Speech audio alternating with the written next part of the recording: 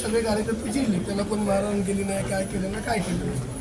त्यानंतर पोलीस स्टेशनमध्ये आले तर विचार केला की सावंतवाडी चांगलं शहर म्हणून ओळखतात, सुंदर शहर, चांगलं शहर, शांत शहर ते ठेवणं माझा प्रयत्न आहे. म्हणून मग ठरवलं की आज इलेक्शनचा आमचा विषय संपला, त्यानंतर त्यांनी काय केलं तर आम्ही बघू. साहेब, अशा घटनांमुळे एखाद्याचा जीव जर गेला असता तर हे इलेक्शन जागेवर राहिलं असतं, एखाद्या मायमाऊलीचा कुंकू पुसला गेला असता. या घटनेकडे तुम्ही कसं बघता?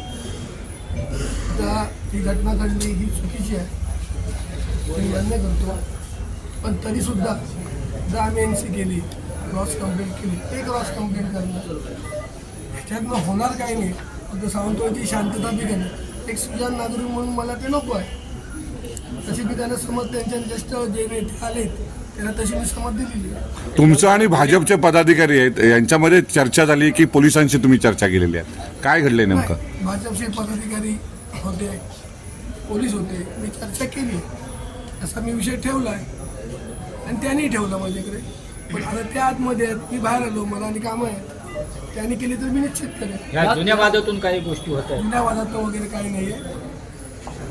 तो ड्रायव्हर होता तो युपीतला होता, तो ड्रिंकमध्ये होता, त्याला आता पोलीस तपासतील, त्यांनी केली तर आम्ही NC करू, नाही तर मी त्याला कोणती सावधी समज दिलेली, पोलीस त्याच्यावर कारवाई करतील.